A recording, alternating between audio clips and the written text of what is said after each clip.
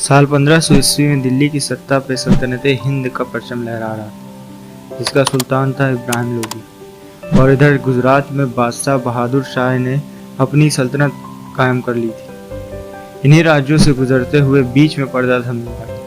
मेवाड़ हमेशा से ही दिल्ली की आंखों में चुभता था, क्योंकि दिल्ली के सुल्तान मेवाड़ के महान योद्धा विषम घाटी पंचान राणा हमीर सिंह की आग में कई बार तप चुके थे।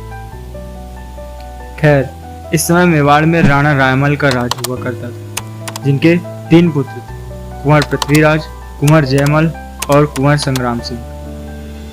ये तीनों एक दिन अपने गुरु के आश्रम जाते हैं। गुरु बालक संग्राम सिंह का हाथ देखते हुए बताते हैं कि तेरी तलवार से सल्तनतें कांपेंगी। जहां तेरा ध्वज लहराएगा वहां आसपास भी कोई शत्रु नहीं भटकेगा। नगर नगर में तेरी दाग कायम होगी। बहुत जल्द ही तू मेवाड़ का भावी सम्राट बनेगा। गुरु की इस भविष्यवाणी को सुन बड़े भाई पृथ्वीराज ने कहा, यह सब तो मात्र बातें हैं, मेवाड़ का राणा तो बड़ा बेटा ही बनेगा। इस पर कुंवर संग्राम सिंह ने कहा, जिसकी ताकत उसी की सत्ता।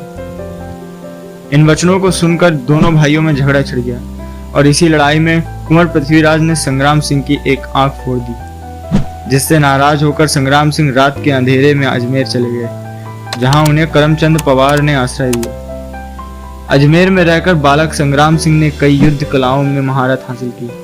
बालक संग्राम सिंह अब युवा हो चला था। खून में गर्मी, जिगरे में फौलाद और ऊंचे तेवर होना लाजमी था, क्योंकि वे राणा कुंभा के ही रक्त बीज थे। यही समय था जब संग्राम सिंह ने मेवाड़ की सियासत को धराशायी कर दिया और सरदारों ने संग्राम सिंह को मेवाड़ का राणा बना दिया। ये वही संग्राम सिंह है जिसे दुनिया राणा सांगा के नाम से जानती है। राणा ने सतलुज, बयाना, सिंध, मालवा, भरतपुर, ग्वालियर, बयाना, उत्तर गुजरात और संपूर्ण राजपुताने में एक छत्र राज किया। राणा को एक हाथ व एक आंख नहीं थी और शरीर में 80 घाव थे, पर फिर भी खुले शेर की तरह भयानक युद्धों का नेतृत्व खुद ही करते थे। राणा संपूर्ण भारत में एक छत्र शासन स्थापित करके विक्रमादित्य की उपाधि लेना चाहते थे। राणा ने दिल्ली के सुल्तान को बंदी बनाया, गुजरात के बादशाह को घोड़े के पीछे बांध कर ले गए और बयाना के मैदान में विशाल मुगल फौज को परास्त किया।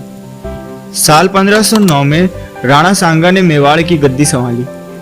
राणा ने सभी बड़ी सियासतों को एक करने के लिए सभी के साथ वैवाहिक संबंध स्थापित करना शुरू किया, जिससे राणा ने कई राजपुताना ताकतों को एक साथ ला दिया।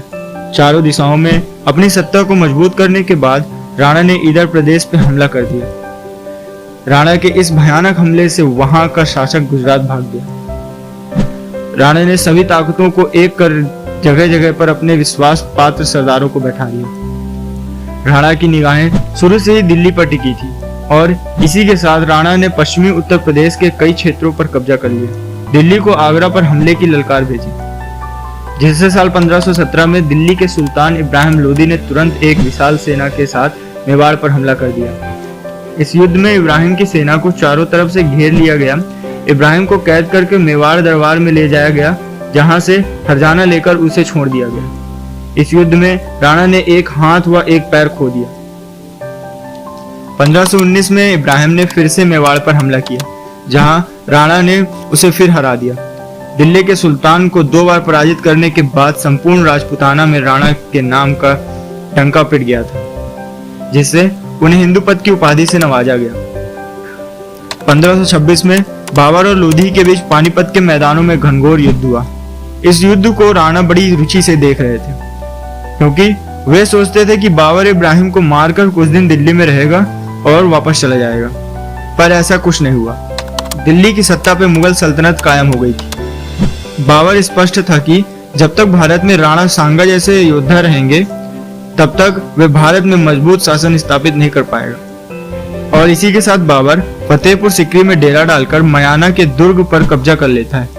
राणा को यह सोचना मिली कि काबुल से आई विशाल सेना ने आपके दुर्ग पर कब्जा कर लिया है और आपको युद्ध की चुनौती भेजी है। राणा ने महायुद्ध का ऐलान कर दिया और सभी राजपुताना ताकतों ने एक होकर महासेना का रूप धारण कर लिया। 16 फरवरी 1527 को राणा की सेना ने बाबर की सेना को चारों तरफ से घेर लिया और मयाना के किले पर फिर से केसरिया ध्वज लहराया। हार के बाद बाबर ने फिर से सेना को एकजुट किया और 1 महीने बाद 17 मार्च 1527 को खानवा भरतपुर के मैदानों में एक बार फिर से युद्ध हुआ।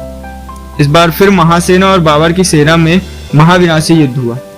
बाबर ने इस युद्ध में तोपों का इस्तेमाल किया, जिसके प्रहार से हजारों हिंदू सिपाही ढेर हो गए। गुस्से में आकर राणा मैदान में पहुंच गए और उधर बाबर ने तलगामा नीति अपनाते हुए राणा की सेना पर पीछे से हमला कर दिया। इस हमले में राणा को एक तीर लगती है और वह हाथी से नीचे गिर गए। बाकी सरदारों ने राणा को उठाकर युद्ध मैदान से बाहर ले गए। राणा जब होश में आए तो उन्हें सरदारों ने बताया कि हम हार चुके हैं, हुकुम मेवाड़ वापस जाने का आदेश दें। पर राणा ने हट दिखाते हुए पुनः सेना का गठन किया और चंदेरी की तरफ निकल गए। वहां कल्पी के मैदानों में राणा ने अपना डेरा लगाया और वहीं राणा का स्वर्गवास हो गया। मांडलागढ़ में राणा का अंतिम संस्कार किया गया। राणा ने अपनी सत्ता दिल्ली तक 18 युद्ध जीत कर पहुंचाई थी। खाकर सांगो डील पर घातक 80 घाव, बाबर लड़तो रियो दे मूछ को ताव।